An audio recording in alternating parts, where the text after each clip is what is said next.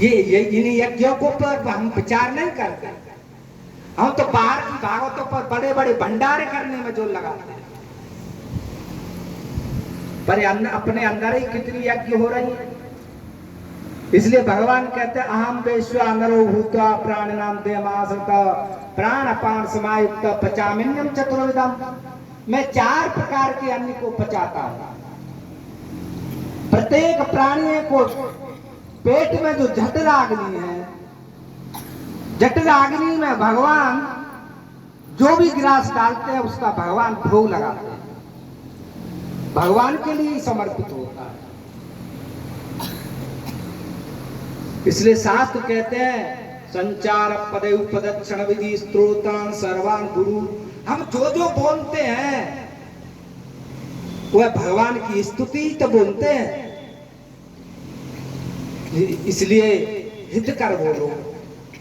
उनोद्विगेन करम वाक्य सत्यम प्रियम हितम चयत स्वाध्याय विसनम चैव वाङ्मय तपोच्यते। ये वाणी का तप है। हम दूसरों से बोले तो हित कर बोले, प्रिय बोले। अनुद्वेग कर्म वाक्य, कोई हमारे बोलने में आवेश न हो, हमारी वाणी में मधुरता हो और प्रिय हो, तो ये वाणी का तप बन जाता। उसी प्रकार गीता में अनेकों प्रकार के तप, शारीरिक तप, वाणी का तप, मानसिक तप, और ये तप भी सात्विकी तप, राजसी तप, तामसी तप। तो साधक को हमेशा अपने सत्वगुण की वृद्धि करनी चाहिए। जहां सत्संग, जहां सत्वगुण प्रधान होता है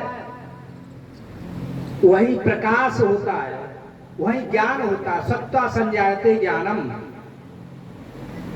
वहां सत्वगुण की प्रधानता होती है, वहीं ज्ञान होता है, वहीं ज्ञान प्राकृत होता है। जो आच्छादित अज्ञानेन आवृतम ज्ञानम, जो अज्ञान से ढका हुआ ज्ञान था, जहां सत्वगुण की बुद्धि वृद्धि हुई और अज्ञान की निवृत्ति हो जाती है, अज्ञान दब जाता है और ज्ञान प्राकृत हो जाता है। इसलिए वो कैसा है, दत्ते कश्चित पापम, जो सत्वगुण को प्रधान वृद्धि करता है, सत्वगुण में स्थिर रहता है, वह पाप पुण्य से संश्लिष्ट नहीं होता। न दत्ते कश्चित पापम न चैव सुकृतम विभु अज्ञानेन आवृतम ज्ञानम इतमुयंत जंतवा। हमारा ज्ञान अज्ञान के कारण ढका होने से ये हमारी बुद्धि मोह तो बनी रहती है, लेकिन जब अज्ञान की निवृत्ति ज्ञान के द्वारा होगी, सत्वगुण की वृद्धि होकर, तो अज्ञान की निवृत्ति होगी। अज्ञान रूपी आवरण जब हटेगा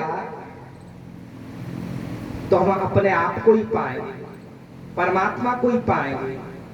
हमारी पूजा का फल हमको प्राप्त होगा, हमारी सेवा शुश्रूषा का फल प्राप्त होगा।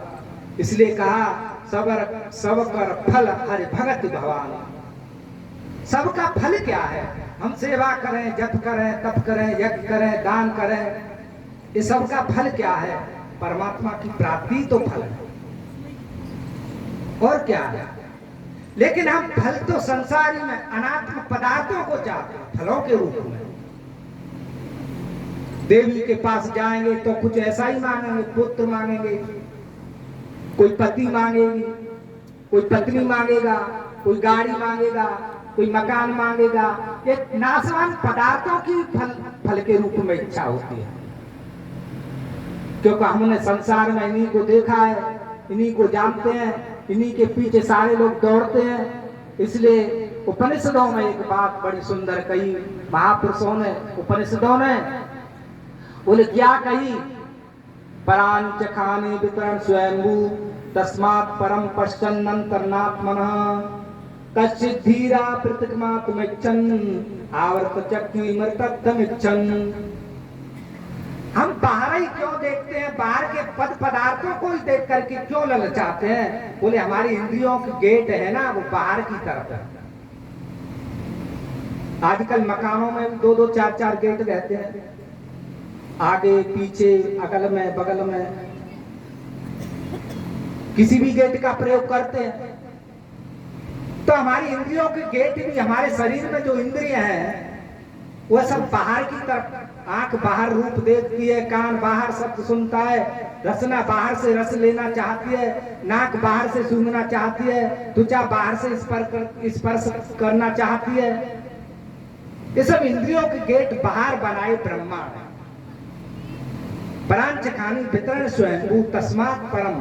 लेकिन कश्चित धीरा, कोई धीर पुरुष होता है, कोई विवेकी लोग होते हैं ना, तो वो बाहर न देख करके अपने अंदर ही देखते हैं। वो कैसे लोग होते हैं?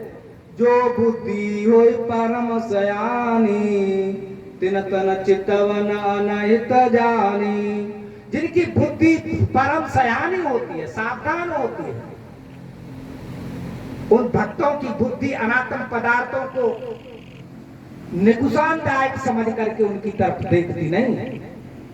वो जानता है कि मेरे काम आने वाले अनात्म पदार्थ नहीं है, ये तो नाशवान है। सदियों सदियों से इन पदार्थों का उपभोग करते आए, अभी तक हमारा पेट नहीं भरा। खाते पीते अनेकों जन्म हो गए, भोग विषयों के अब तक न पूरे हुए। कितने जन्मों में हम राजा बने, कितने जन्मों में पेड़ बने, कभी शेर बने, कभी भेड़ बने। जन्म लेते लेते हमारा पेट नहीं भरा। इसलिए सुमत छुड़ा बाड़े नितनई, कब विषयों की इच्छा हमारे मन से निकल जाए तब हमारी सुमति बढ़ेगी, तब हमारी बुद्धि की भूख बढ़ेगी, तो हम सत्संग का ज्यादा से ज्यादा लाभ ले पाएंगे। इसलिए सुनने का बहुत बड़ा महत्व है। सुन के ही धर्म का पता चलता है, सुन के ही ज्ञान होता है, सुनकर के ही मुक्ति होती है, सुनकर के ही सब कुछ होता है। इसलिए आप सुनो, सत्संग सुनो, संतों की बात सुनो, शास्त्रों का स्वाध्याय करो। इतना ही कह